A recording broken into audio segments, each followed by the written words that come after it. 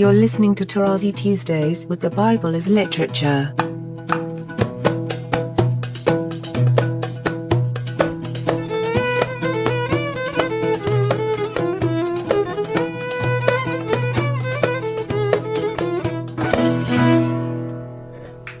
Hi, this is Father Mark Boulos, and you are listening to Tarazi Tuesdays with the Bible as Literature podcast. This week, Father Paul begins his reading of Genesis chapter 26 by pointing out what so many miss and thus misread Paul. You are blessed not only because Abraham trusted God, but because he obeyed his voice. I am delighted to introduce Father Paul on the Bible as Literature podcast, Tarazi Tuesdays. Okay, 26. Very important chapter because we have the establishment. You move to expanding a statement that was done in the previous chapter regarding Isaac, where we hear that God gave all he had in 25:5 to Isaac, but the sons of his concubines Abraham gave gifts, and while he was still living, he sent them away from his son Isaac. So it's an expansion. In which sense Isaac is special, or the way we heard in chapter 22, Yahid, one of his kind.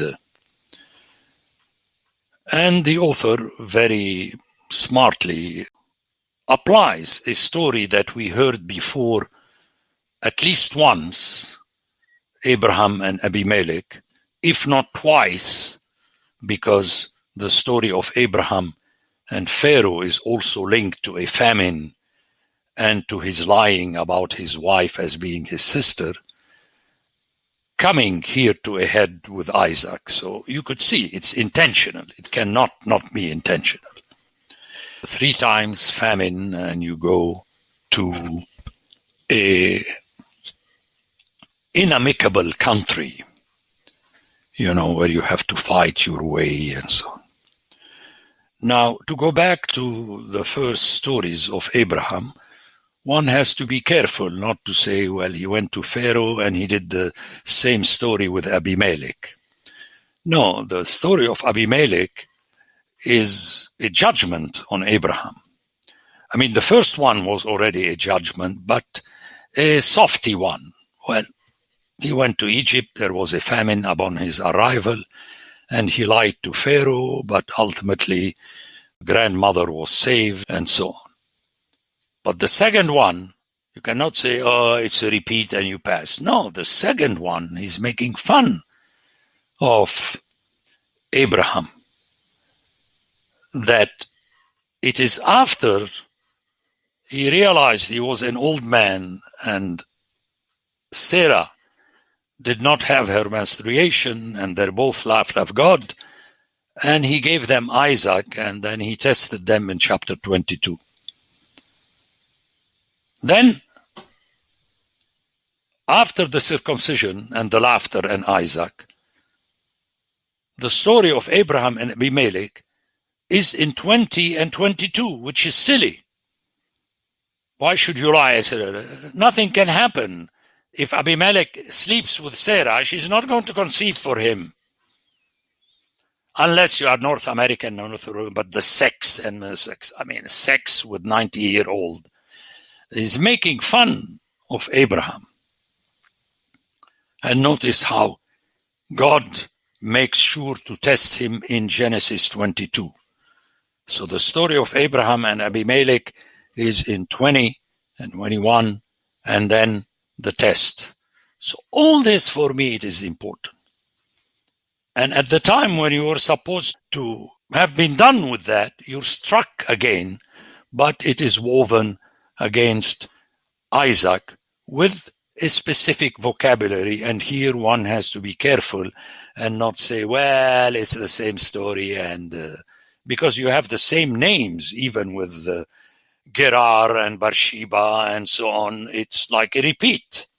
However, and that is very important, and the however means that we have to hear it as it is written. Notice the beginning. There was a famine in the land besides the former famine that was in the days of Abraham. So the author is already preempting the classic shortcut theological approach. It's the same story but applied to Isaac. No, it's a different famine. And it's a test for Isaac. And Isaac went to Gerar. Already you know what Gerar is. You heard it in 10 and in 21. And then Abimelech, king of the Philistines. It's a repeat of the story, but it's not the same person as in the case of Abraham in Egypt and with Abimelech. And Egypt is brought to the fore. Again, this is intended especially to Richard, who asked me about Egypt and Assyria. Suddenly, and the Lord appeared to him and said, "Do not go down to Egypt." So, intentionally, he is forcing you to remember not the story of Abraham and Abimelech, but also the story of Abraham and Egypt and Pharaoh. It's not because I say so, it's because the text is inviting me. And then he uses the verb shakan, to dwell, as though you would dwell in a place to stay in it.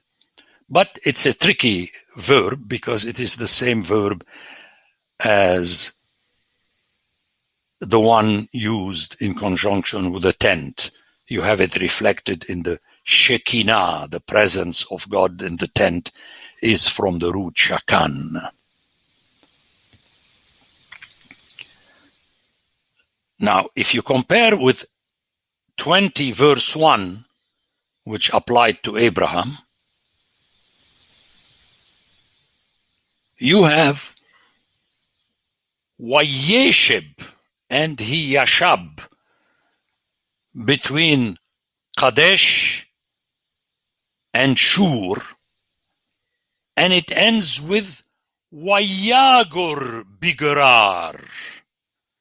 Very interesting that he sojourned as an outsider, as a sojourner, and you could see the play on the name of the place. This is very much like the play between the verb nad and the land of Nod in the story of Cain, to wander in a land of wandering. Now, that is untranslatable unless you hear it in the original. And verse 3 confirms that this is the intention of Shakan in verse 2. Dwell in the land of which I shall tell you. But in verse 3 you have sojourn in this land. Okay? Gur ba'aretz hazot. Which is very strange. If you are already in the land, how could the verb be gur? Like be a wanderer in this land.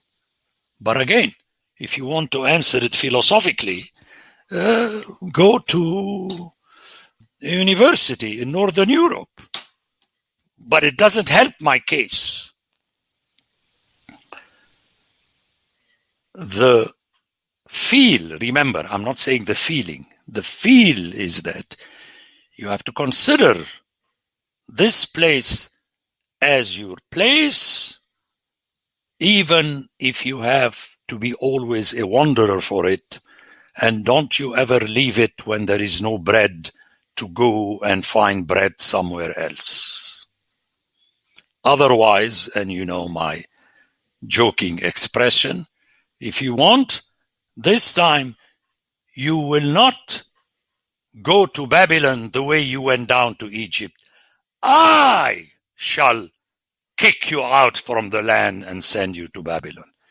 And here again in theology, we say it's a repeat the same thing. It is not the same thing. If you hear the story of the going down to Egypt compared with the story of the people being exiled into Babylon, it is not the same thing. You have the prophets in between. So this is a very powerful text, and it is addressed to Isaac in the same doubling of Shakan and Gur, and then he will tell him, if you do that, I will be with you and will bless you. For to you and your descendants I will give all these lands, and I will fulfill Hakimuti, I shall make stand. This is the same verb that we use to speak about raising from the dead. So here again, this original verb is very important. We still have it in Arabic, qama and aqama, to raise. The oath which I swore to Abraham. I will multiply your descendants. Notice how the Lord repeats verbatim the oath. As the stars of heaven, and will give you to your descendants all these lands, and by your descendants all the nations of the earth shall bless themselves. It's a different verbal form, but it is linked with being blessed. And notice how the movement is from families in chapter 12 to nations. So the text is already looking forward to the exile among the nations. And this is to the hearing. You just hear that there it's families, and here you have nations, and you have a twist in the verbal form from the same original, which is Barak. So, very important. But then, and this is the culmination which the people miss, and that's why they misunderstand Paul. Notice, because Abraham obeyed my voice and kept my charge, my commandments, my statutes, and my laws. This appeared before in conjunction with Abraham in 22 in the sacrifice of Isaac. So which meaning it's not free of charge that you obeyed and send an email, yes sir. No. The text to Abraham is because you have obeyed my voice. But here again, Scripture decides to overbid. When it decides to overbid, it adds here. And again, remember, it's about Abraham, not Isaac. Besides obeyed my voice, it is expanded into a Torahic terminology, a terminology of the Torah. And these things you're not going to hear until you get to the Torah. My charge, my commandments, my statutes, and my laws. So it's majestic. This passage culminating with chapter 5 is majestic, which means ultimately you are blessed because Abraham trusted God and obeyed him. Notice how I stress here, I trust you. Okay, like for instance, at the end of the confession, the priest gives you a series of I trust you, Father, bless. That's not enough. You trust his command. And that's why you have faith, which is you trust in ipakui, in submission. I cannot repeat this enough because I am sick and tired and sick of theologizing. Where you go to schools of theology, where you prepare the young people to become servants of Christ and the church. You should cross Christ. Just say whatever you're doing and collecting money for in order that these people would serve your church, which is the handicraft of your own hands. Cross out Christ. Serve the church. You do not have this expression in the New Testament. The church serves God and his Christ. You do not serve the church. You serve it as Paul does when he preaches the word, to tend to it. So you have to be very, very careful about this expression of Abraham's obedience. For my hearers, let me repeat, you have it here in 26:5, overbidding what we heard already in Genesis 22:8, in conjunction with the sacrifice of Isaac. You notice that Abraham had to show God that he is obeying him. And then 6 says, very interestingly, and Isaac dwelt in Gerar. Very interesting. God told him, Gur, in this land, and ultimately Isaac dwelt with Yashab, which is very powerful. He made this land of wandering his habitat. And again, people are still telling me, what do you mean, Father Paul, it's shepherdism and the Syrian war. It is, my dear friend. It is when you get to know the exact meaning of each verb in the original language. I mean, let's hear it in Arabic for those who know Arabic. You're using a verb that means to dwell and another word that means to dwell aside. You know that jar in Arabic means the neighbor. I mean, it's very tricky, but it is intended. Let me put it this way. It is as though you're telling a citizen of Beirut to live in his house as though he is living in his neighbor's house. But the apartments looks the same. But the difference is the next door apartment, it is not your property. Now, this text is asking you to live in your own apartment as though you are living in the next door apartment. It's like when your sister, let's take Father Mark, if a sister tells me, okay, if you need, come and stay a few days in my house. She doesn't need to tell him, but make sure, Mark, that when you leave, the house is the way I left it before you came. Now, my hearers are smiling because they are thinking, but Mark is not going to do that. I don't care. I am saying to you that you have to hear the command of God as sounding in the same way, because it is not yours. But Mark would stay a few days in his sister's house. But here God is asking Isaac to remain all the time there. And now you hear the story of his having to share it with his opponent, the Philistine. Top opponent.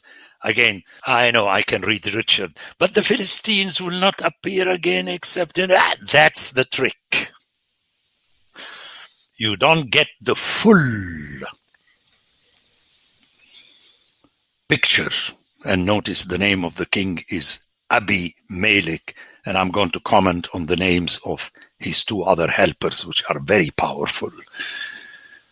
It's more impressive than Pharaoh, and yet Isaac is forced by God to settle there. And the only way to do it is remembering that the Adamah is for both and through peace. And that reminds me, by the way, of your podcast, the two of you, and I listen to it. Sometimes I have to force myself to listen to you. And I did it when you spoke about the issue in Palestine between the Israelis and the Palestinians. See, it's right there. Okay? But here you could see the grandiose presentation compared to the story of Abraham that mimics stupidly his story in Egypt. Here you have a pressure, you have to settle, and the meaning of the oath, Beersheba, and so on, and God's promise, and it is an unbelievable text. The Bible as Literature is a production of the Ephesus School Network.